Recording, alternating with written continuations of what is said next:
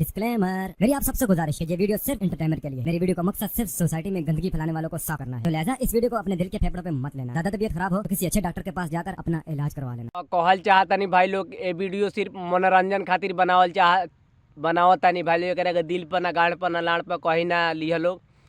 और भाई लोग केसार सरवा बहुत मीठ लागता भाई लोग, तो तोनी के खिचड़ी में खैले बा लोग भाई लोग। तो चल लोग बिना कोनो लाड़वा लहसुन के वीडियो स्टार्ट करल जाओ, प्रिंस भैया के पेलल जाओ। सब्जी ले लो सब्जी, साग मुरई गजरा भिंडी शकरकंद ले लो। माछ चुदाने से बचो, सॉरी मार्केट जाने से बचो।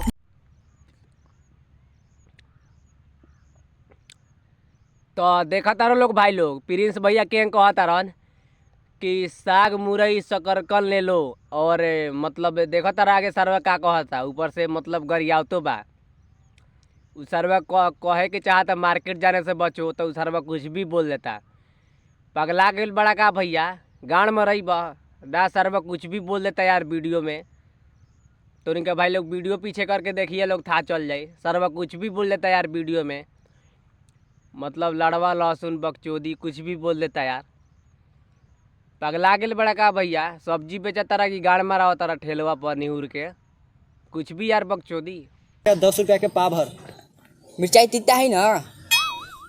जाओ ना जाके मैया के गड़िया में लगरना, अगर तुम मैया उछलने लगेगी ना तो समझ जाना कि मिर्चाई तिता है। तो देखा तारा लोग भाई लोग के कहता सरवा जब सब्जियाँ कीनता तो कहता मिर्चाई तीता है ना। तो देखा तारा लोग भाई लोग प्रिंस भैया एक बाद मतलब के कहता रन। तो भाई लोग वीडियो में थोड़ा पीछे करबे लोग तो था चल जाए कि सरवा प्रिंस भैया का कहता। तो यार वीडियो में सरवा कुछ भी बोल देता यार बकचोदी, मतलब है यार। सरवा मतलब सब्जी बेचता रहा कि कथी बेचता रहा भैया, पगला गेल बड़ा का। अच्छा हमको सिखा रिया है। अरे लौका घर में कोई ना खाई, रख देख रहा बैगन लेके। तो देखा तारा लोग भाई लोग के कहता मतलब सरवा कि लौका ऐसे बहुत पतला लग रहा है। तो ओकर बापा कहता अरे रख यार, मतलब घर में कोई नहीं खाता है। तो आगे देखो वीडियो में सरवा का कहता। अरे मम्मी बोली है कि पापा से छुपा के ले ली है लौका। तेरा मतारी के चुची दाबो, तबे तो हम कहली कि तुम मैया कितना काहे फैल गेलक है। तो देखा तारा लोग भाई लोग जौन बुढ़वा के सरवा बेटवा बाबू के कहता कि मतलब तोनी के वीडियो का पीछा करके देख लिया कितना सरवा खराब बात बोलता। तो ओकर बापो सरवा पगला गेल बा, मतलब कुछ भी बोल देता मेहरारू के बारे में। मतलब लौका डलक तो फैल गेल, तो ऊ एकर बहिन चोदो कुछ भी बकचोदी।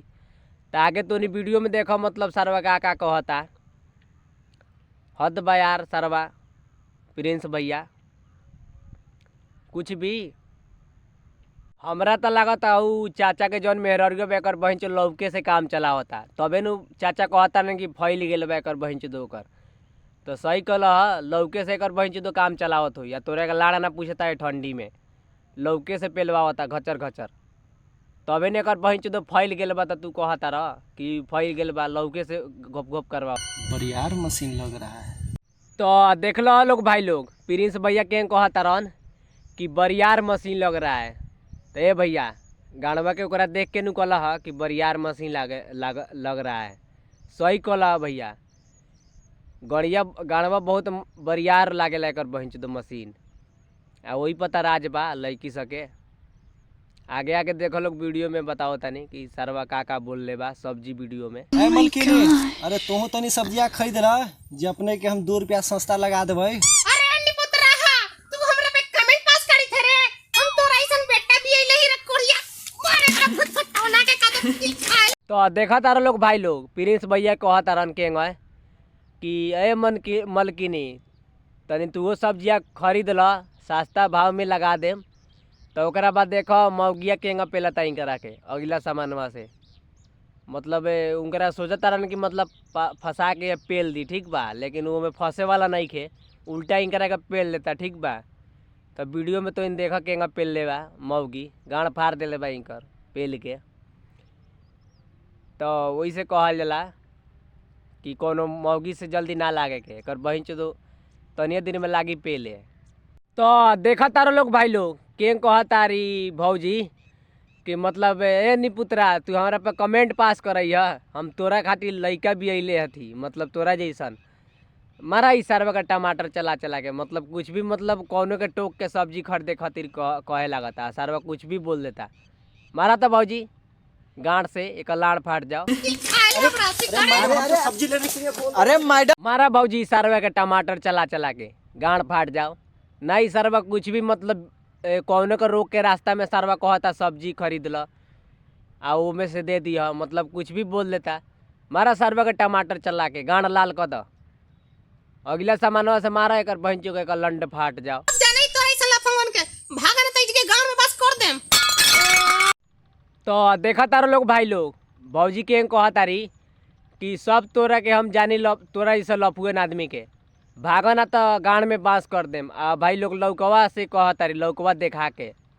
हाँ भौजी पहला सरवा के गांड में गांड फाट जावे कर, मतलब कौन के रास्ता में रुका के सरवा सब्जी खरीदावे लागता आ पेला पेली के बात करे लागता सरवा। पहला तो गांड में लौका से गांड फाट। छोड़ी भैया हम रेस लगा रहे थे। इतना तेज गाड़ी मत चलाओ न तो कोई दिन बूढ़ में चल जाएगा। देखला लोग भाई लोग मतलब उ सरवा बाइक से आयल ह, ठोक के गिर गेल ह आ कहता सॉरी भैया, मतलब हम तो रेस लगा रहे थे। तो देखला लोग भाई लोग प्रिंस भैया के कहता रहन कि इतना तेज में गाड़ी ना चलाओ नहीं तो एक दिन बूढ़ में चल जाएगा। अरे सरवा पगला गेल बड़े कारे कुछ भी बोलता रे, मतलब उ सरवा आयल बा तो फिर दोबारा में कैसे चल जाई, उ तो सरवा ऊपर जाई लाट चाटे, मतलब कुछ भी बकचोदी प्रिंस भैया कह देता रह। उ सरवा एक बेर जब निकल गेल बा तो दोबारा में कैसे जाई। लड़चट आदमी बड़ा का भैया, लाड़ चट बताओ ना हमके, आवा चाट ल गबर गबर। सावला सा लंड मेरा तेरे गांड के लिए बावला, सावला सा लंड मेरा तेरे गांड के लिए बावला, तेरे गांड को बना दूंगा घोंसला क्योंकि मेरे लंड में है पूरा हौसला। देखा तारा लोग भाई लोग प्रिंस भैया के कहा तारन सावला सा लंड मेरा तेरा गांड के लिए था बावला, तुम्हारा गाड़ के बना दूंगा घोंसला, काहे कि मेरे लंड में है इतना हौसला। वाह भैया वाह, का तोहर सोच बा ना, तोहर का सोच बा। पहले में सड़क बा लाड़े पे हक देबा, मतलब सरवा कुछ भी बोल देबा वीडियो में, पगला गेल बड़ा का, मतलब सब्जी बेचबा तो कुछ भी बोल देबा। तो बस भाई लोग आज के वीडियो यही समाप्त करता नहीं, और अच्छा लागल हो तो लाइक सब्सक्राइब करिए। अब प्रिंस भैया के सब्जी से पहला लोग लौका से मतलब कुछ भी बकचोदी पेल लेता रह। तो भाई लोग आज के वीडियो यही समाप्त करता नहीं, तब तक के लिए बाय, और लाइक सब्सक्राइब करो लोग, यार हाथ दुखा जाता सब्सक्राइब ना करता रह लोग। तब तक के लिए बाय, सब्सक्राइब करो भाई लोग सब्सक्राइब, और लाइक करो लोग लाइक। चलो आज के वीडियो ही समाप्त करता है, तब तक के लिए बाय। बहुत ठंडी में सरवा और घाम नहीं खे उगत, तब तक के लिए बाय। लाइक सब्सक्राइब करो भाई लोग प्लीज़।